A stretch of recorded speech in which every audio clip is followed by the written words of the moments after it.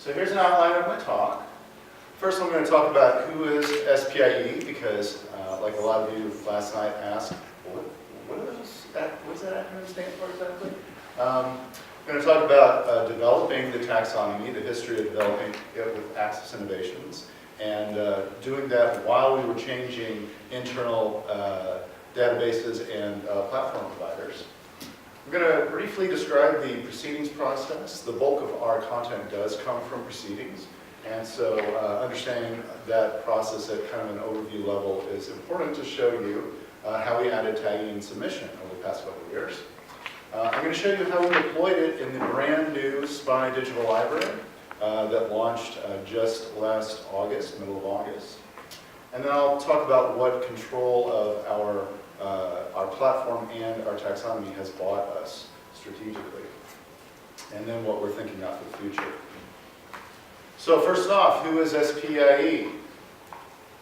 Well, in 1955, we started as the Society of Photographic Instrumentation Engineers. That's where the acronym SPIE comes from. And it wasn't long that the society realized that they were really moving away from just photography, gadgets, and such. And so the name was expanded to the Society of Photo-Optical Instrumentation Engineers, still kind of trying to maintain the acronym SPIE or SPIE. Although we do try not to say SPIE too much because people come to our conferences from outside saying they're coming to a SPIE conference, have a hard time leaving the country. So still it's SPIE, or the Australian SPIE here. But by 1981, we realized we had broadened well beyond our original constituency. We've taken on basically anything that involved light in science and engineering. And so the name was changed to SPIE, the International Society for Optical Engineering. And after a lot of people telling us that, you know, that doesn't actually come out to SPIE anymore, we dropped that, and we are just now SPIE. And to drive the point home, we put a period. So that's us, SPIE or SPIE, unless you're trying to get into the country. So our constituency, it is international. It comes from a broad range of technologies. Again, we cover anything that uses light. So that's often multidisciplinary. It is used in a wide number of applications. So it is used in self-driving cars. It is used in nanotechnology. It is used in the LIGO experiment that found gravitational waves. It's used in remote sensing, in solar technology, in medical imaging, and many, many, many more fields. So this makes taxonomy kind of a difficult thing. Now, we are a conference organization primarily. Conferences are at the heart, the core of what we do, but it's not all that we do. So around those conferences, the big ones at least, we have large exhibits. This is where people will come, companies will come to exhibit their wares and find new customers and new vendors. We also have a full slate of courses that we run at many of the big conferences. We also offer courses online. And we have publications that come out of the conferences. So we have proceedings of the conferences. That's between 80 and 90% of what we have on our digital library. We also do books, and we also do journals and magazines. And the revenue from this gives us a surplus that we give back to the community. So last year, $4.2 million went back into the community in the form of scholarships, in the form of visiting lecturers around the world, free publications or discounted publications in underserved areas, and those sort of things. So we try our best to give as much as we can back into the community. So, like I said, this is a difficult place to be working on taxonomy because we have so many different communities. We have so many different types of people that work with us, from exhibitors to conference chairs to students. We needed to create a taxonomy that would work for SPIE. So one of the big questions we had when we came to Access Innovations was, is this going to be a single-headed hierarchy or a multi-headed hierarchy? And when Jack gave us the first cut of the taxonomy, I started walking around with it, talking to subject matter experts and other stakeholders in the building. And it was pretty clear that given our organization, it needed to be multi-headed. So when you think of SPIE, you typically think of technologies and applications. This is how we name our conferences. This is how we usually divide things up. We have conferences named astronomy, optics and photonics, lithography, etc., defense. This is how we, with our SPIE colored glasses, usually think of our content. But those exhibitors that I mentioned, they think about things that they're selling. So we needed their language in here too. So we had a second head to the hierarchy that was equipment and services as opposed to technologies and applications. But this taxonomy that Jack created had a lot of other terms that came from other engineering areas and sciences. And we didn't want to lose those terms for tagging purposes, but they don't fit neatly into SPIE's communities. So what we did was we just retained that, and we sort of shoved it over to the side and said, here's the interdisciplinary fields with all those terms that we like, but they don't fit nicely into the other two areas. So we had our first digital library on AIP's citation platform back in 2003. At the same time, we had our internal systems on something homegrown called SPIE. And back in 2009 is when we initiated contact with Access Innovations to work with them. Jack delivered the first cut in 2010, which we worked with and pulled into a multi-headed hierarchy. And then AIP announced that they were going to shut down citation to non-member societies. So we had a year, as everybody else did, to move on to a different platform provider. So we went and we talked to, Avalon, Highwire, Silverchair, everybody out there, and we finally decided on Silverchair. And one of the main reasons was they were really invested in taxonomy, and we just had this brand new, wonderful taxonomy of 4,000 plus terms that we wanted to use. Coincidentally, we were changing from our SPIE internal platform to Microsoft CRM because it was a much more robust platform to use for our internal workings. So unfortunately, we had to change over both systems in the same year. But we did so, and we had a 5-year contract with Silverchair. And so once we got onto that second third-party platform, we said, okay, let's take a little breather and get back to taxonomy work. So we integrated taxonomy into the submission system with title and abstract tagging at first, then moving into full text tagging. And as we were on Silverchair, we realized that no matter who the third-party platform was, we just weren't going to be satisfied. Because besides the fact that we're kind of control freaks at SPIE, we knew that most third-party platforms, they're really geared towards journal publishing, and we really wanted to optimize for the conference experience. So we set out on building our own platform in-house. So that meant integrating Microsoft CRM, our digital library, and the taxonomy system, so that when we launched at the end of our contract with Silverchair, 5 years, we could launch smoothly onto our own internal platform. And that's what we did last August 15th. So, what does the proceedings process actually look like? Well, first an author will submit a presentation abstract in response to a call for papers to a conference. The chairs will then choose which presentations fit the conference program. And an author will be informed that the abstract has been accepted and informed how to submit a paper. That paper is then submitted, usually with a fresh abstract, because in the interim, from the call to the actual conference coming up, they've likely done some work and there's some more things to report. We then process the paper and spit the metadata and the paper back to the author so that that author can approve it for publication. So it's here that we put MAI. This is where we put it in the process. So let me show you what tagging looks like in the submission process. So we added, you can't read this probably in the room, but review index terms is now step number 6 in the process for an author. they get a pop-up that shows the 10 terms that have been tagged on this paper with relative frequency. We didn't want to use any real numbers because these are engineers and they'd start to argue with us about those numbers. So we decided we would use relative frequency to show why we chose the terms we did. We give them an opportunity to remove those terms.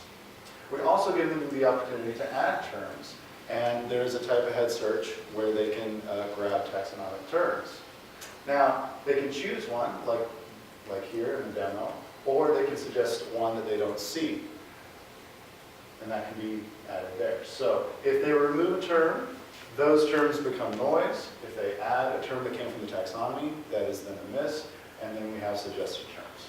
So this all gets back to our database.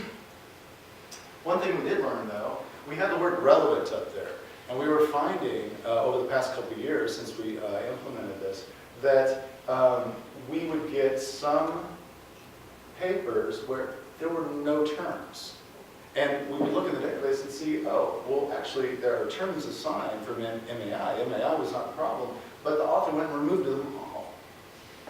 So we thought about this and said, oh, wait a minute, we're an international society. We have people whose English is not their best language, and they saw relevant question mark and a bunch of things to click. So they probably said, oh yeah, these are all relevant, click, click, click, click, click, click. And so we were getting no terms.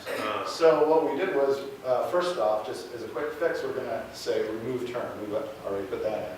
But we will also have a little loop in here so that if people do kill off all the terms, we let them know, no, you need to go forward with some terms. And that's when they say, oh, that was actually to remove them, not to approve them. So let me show you how we deployed it on the new digital library. This is the new home page, and we have a type of head search, just like we have in the submission system. If you choose something from what is recommended, you'll get search results, and you can see that if you scroll down, you get filters to improve your search. And you also, with each content item, we show all the taxonomic tags that apply to that paper. You can cascade your filters. So here we've got 50-second lasers as the original search filter with pulse laser operation. And then you can continue on the side to filter down even further until you've filtered to a point where you're finding the papers you're needing. On an actual content page, down the side, we show the keywords with the relative weights and related content. And this related content is based on an algorithm that we created based on taxonomic terms and weights. And just as a funny aside, we originally attempted an AI solution for this related content box to see how it would do. But the problem is that a lot of our users are at IP authenticated institutions. And so all of the users of that institution, their usage patterns would be aggregated. And AI is based on a lot of user data. And so you would have, Joanne and Mike at the same company with completely separate projects. And it would look like they were one person. So it basically would create garbage data, and so garbage for related content. We also have been driving very hard down the path of having recordings of conference presentations. And when I say recordings, this is a recording of the slides going up with the audio synced. It is not a TED Talk look. So this is a little bit of a misleading photograph. This is not what these look like. They look more like what you'll see below. The slides being shown with the audio. And because we have abstracts and titles, we are able to do the same kind of taxonomic filtering on those two.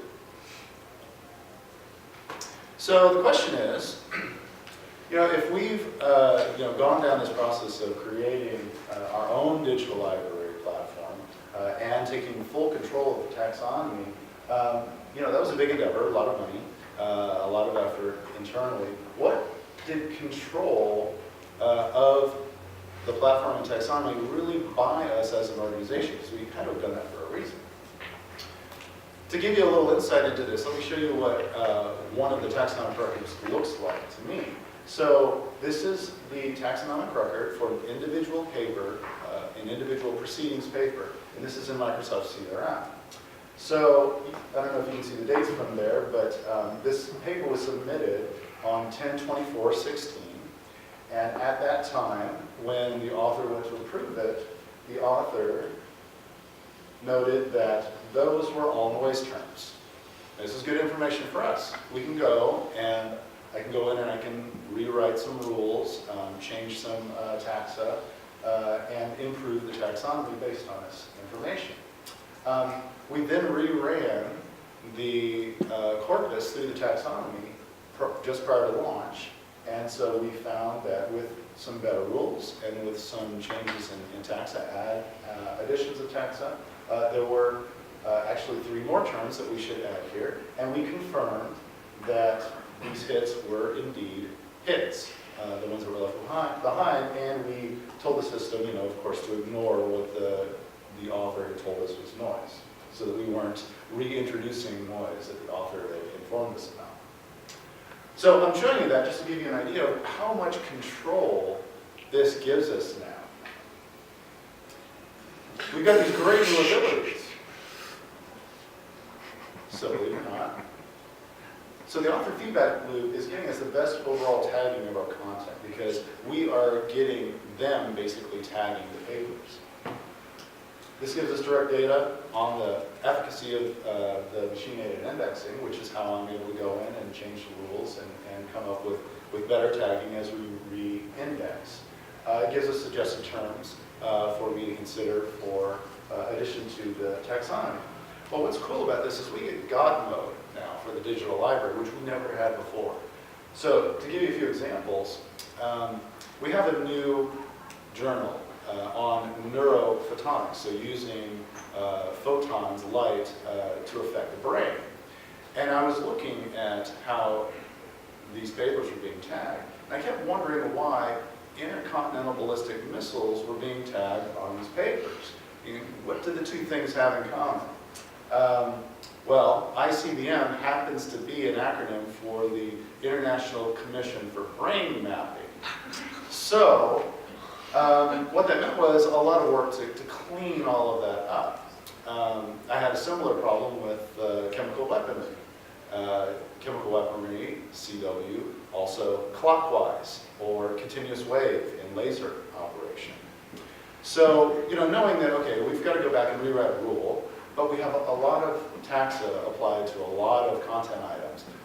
I was actually able to, with one routine, go through and just take care of all those taxa, knowing that, these should not be applied to these papers.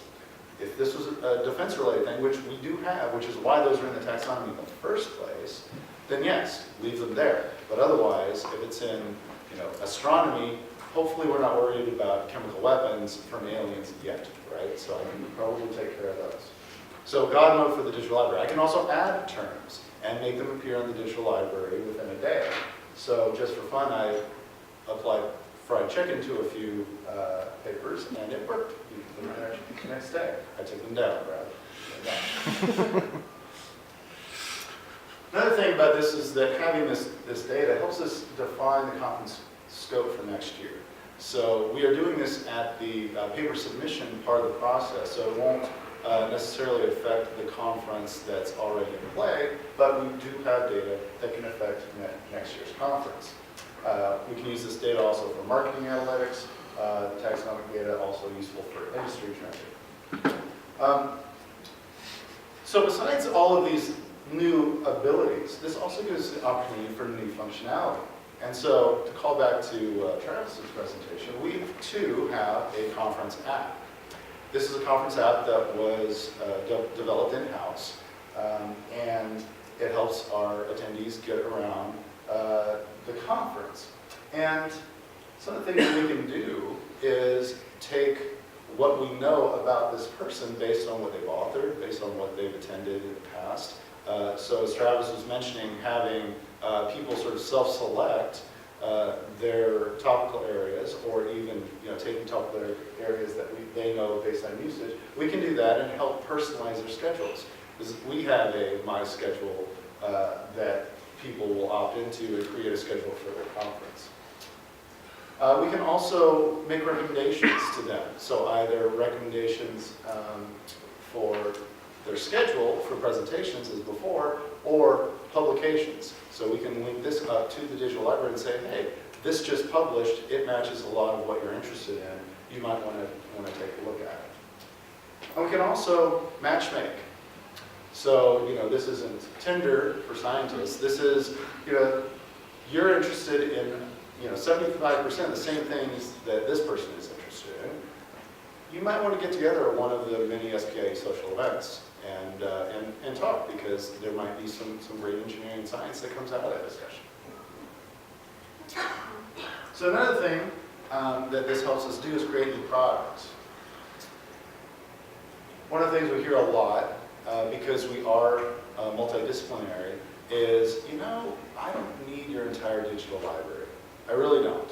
I'm in biomedical, you guys have astronomy, you have single-dimensional lithography. I don't care about those things. I don't want to pay for it. And so this will give us the opportunity to create collections of content that we can sell to those customers who would otherwise not see SPIE content. They wouldn't have access. We can also do things like create trend reports. I mentioned that we can see industry's trend for our own purposes so that we can develop proper conferences for our people, but we could take that data and create some pretty valuable reports. So beyond what we can do with the data that we're already collecting and putting in our system, what would happen if we move this also to the abstract stage, so that at the beginning part of the process, before they've submitted the paper? Well, it would help us unify the language for the current conference. So we would have a lot more ability in organizing that conference. Overlaps are a big thing at our larger conferences. People get frustrated that they want to see two things, but we've scheduled them at the same time. This would assist us in helping the chairs separate those things out so that the attendees would be a lot less frustrated. And another big thing that we've talked about doing is to monitor rejections. And that's monitoring the rejections, obviously at the conferences, since that's what we're talking about here. But we could also possibly extend that to monitoring rejections in our journals, so that we can decide whether the scope of either the conference or journal needs to be expanded, contracted. Maybe this is an area that people really don't care about anymore, and so maybe we should contract the scope. So those are a few of the things, many more things that we could possibly do moving to the abstract stage. Like I said, a lot of control brought a lot of new possibilities for SPIE. So that's the end of my talk.